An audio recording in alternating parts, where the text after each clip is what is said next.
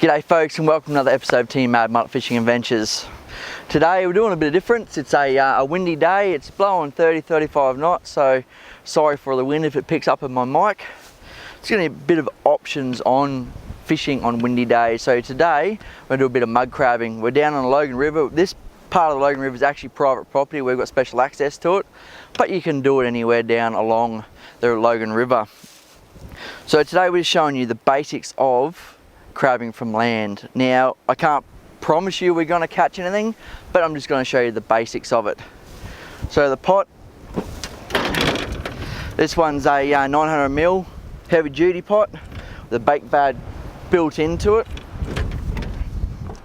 Bait, I've just got a bit of old tuna flap, so it's going to pop it in and close it up. Now, same rules and regulations go when crabbing off land. So your pot has to be marked, and so does your float with your name, address, all your contact details on it.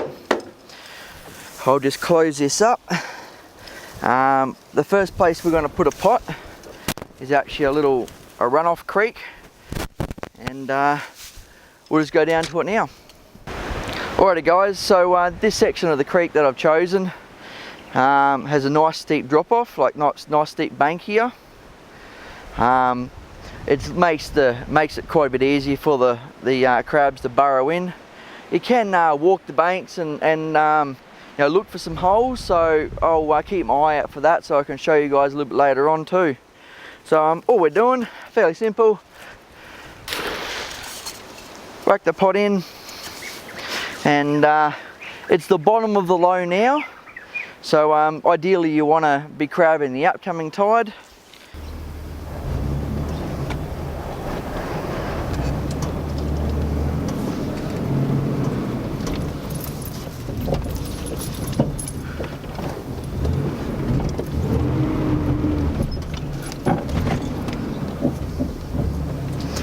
Alrighty guys, so what I'm doing at the moment, you can do by foot, but I'm feeling a bit lazy today, is I'm just slowly making my way along the bank, just looking for any telltale holes in the banks across the other side that'll tell me whether there's a few muddies in the area or not.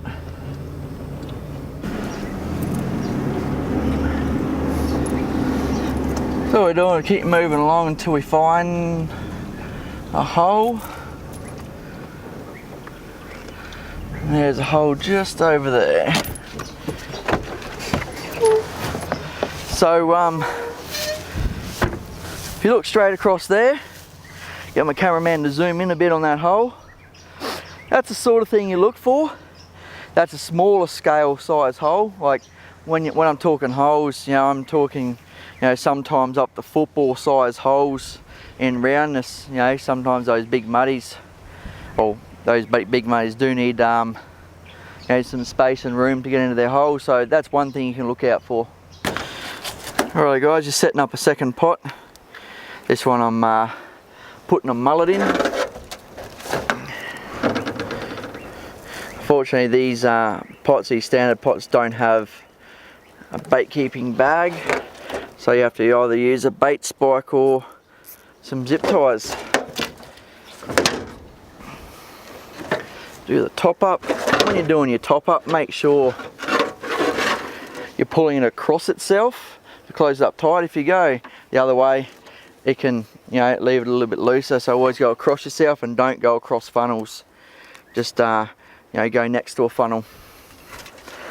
So we'll get this one in the water, just over near where we've seen this crab hole. Also there's a bit of like structure, as you can see there, like a bit of old bank where that bank's actually collapsed in, and it might make a home for a nice big buck. So we'll get this one out.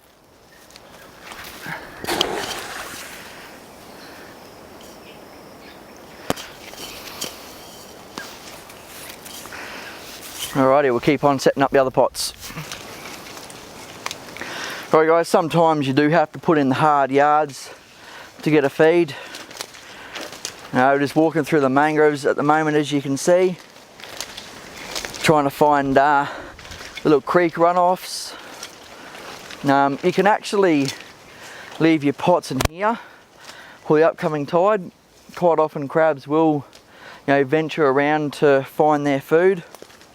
Just remember, when you're coming into these areas, please put a lot of AeroGuard or Bushman's on or whatever, because yeah, the mozzies are very, very, very fierce in here.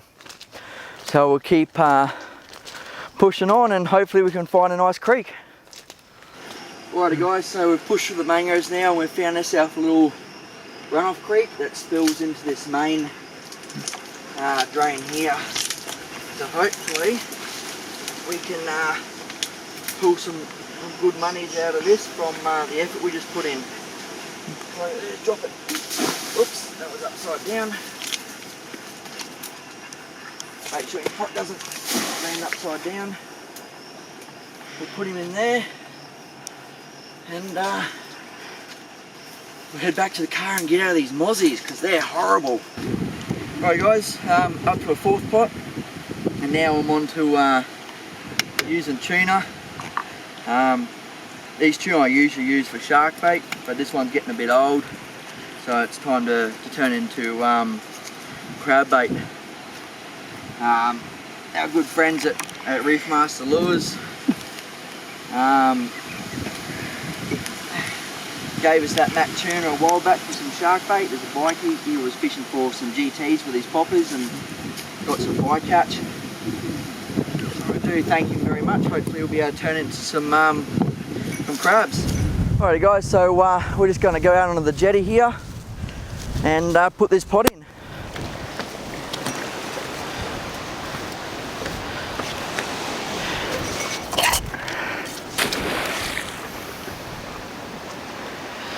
We'll actually put a couple out here. So we'll put one out that way and one out that way, and then we'll work our way down and put a few more down. Alright guys, time has come. Unfortunately we left a little bit late, got caught up back home, so we'll start checking these first spots, eh?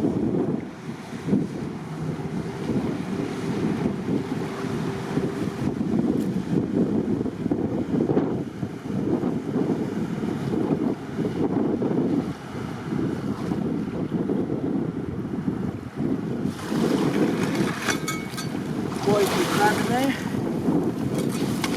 Let's hope we've got some legal ones.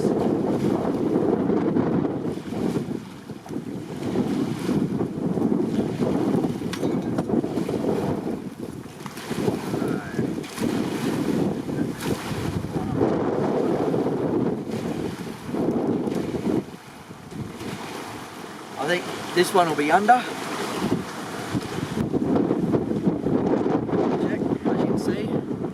Under, put it back.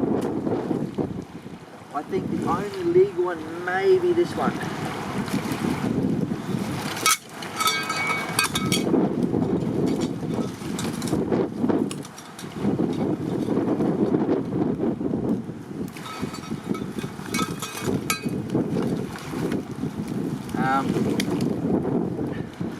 Show you the difference. Female, male.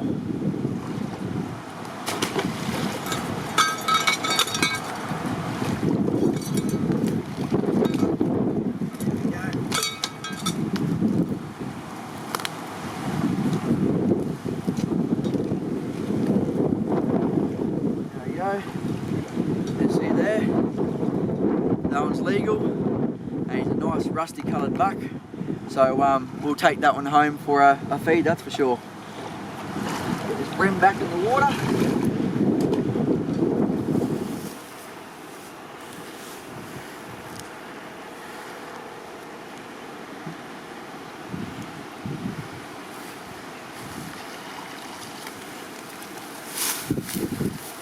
A lot of crab again. By the looks of things, it's all undersized.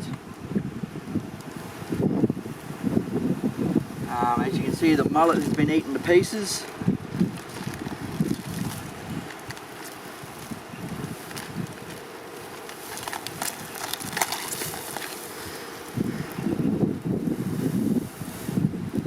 Yeah, no legal ones in that.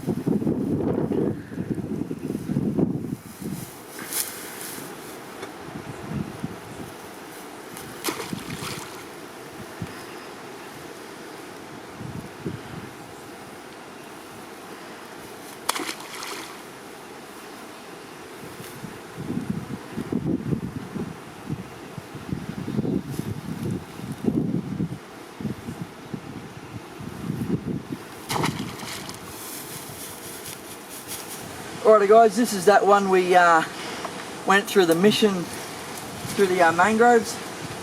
Hopefully getting covered in mozzies and mud pays off.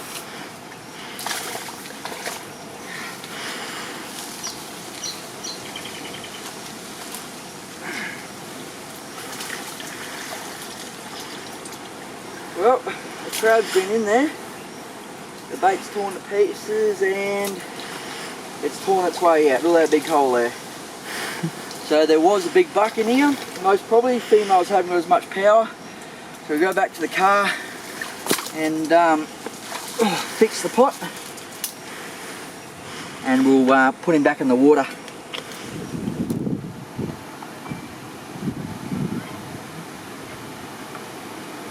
One's got a bit more weight to it, so hopefully it's got some nice crab in it. Yep. Oh shit. One nice big buck in there, he's definitely legal. And two undersized bucks, so we'll get this one back to the car and just measure that one buck just to make sure it is legal.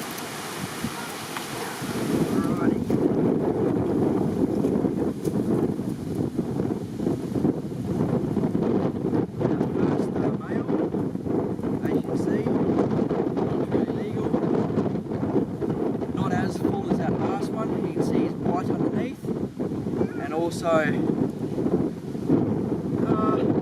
I can't collapse his shell, so that's a good sign. Another way is the old tap. He doesn't even sound hollow. So got another nice legal buck. This one here, definitely undersized, as you can see. What is it, Bubba? Crab. Crab? Crab. Can you say crab? I'll get this one back in the water.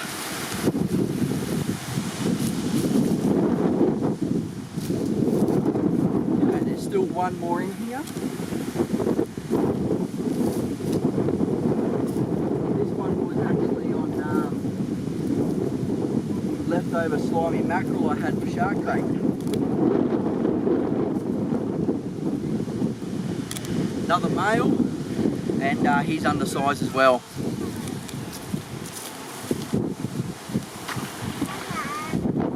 Alrighty, I'll rebait this pot and get it back in the water. Alrighty guys, I'll just quickly show you how to tie these up. I have got a video on YouTube about tying crabs, but I'll just go through it once more.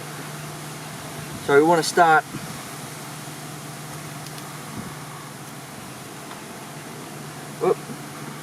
so underneath the back flippers, tuck your rope up under the back flippers, like so. Come over the top of the shell, in through the claw. The same on both sides. And take the rope, or the twine, or whatever you're using, underneath these three legs. Hook it under your toe for now. Do the same with the other side.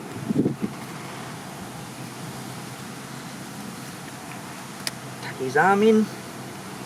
Right, now just work them closed and do a granny knot to start it off. Put your toe on it, pinch it nice and tight, as tight as you can. Another granny knot to finish it off. and that's it.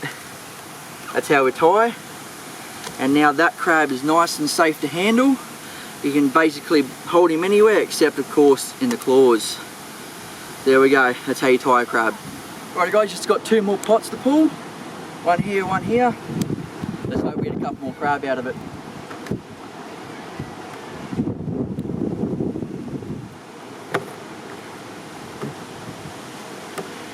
Got a bit of weight to it, which is good.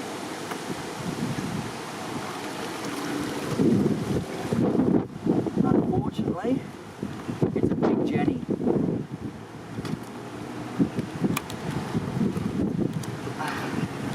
And she's made a mess of my pot. She's actually pulled the bait out of the pot.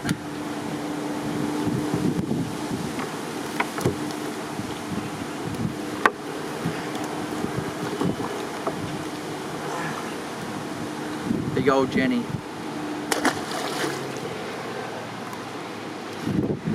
Alrighty. I will rebait this pot. I usually put fresh bait back in it, but we're not going to have too much longer.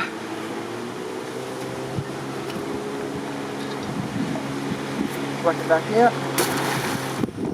Alrighty. Dead low tide now, so let's see what we've got. Yeah, might be one legal buck in there.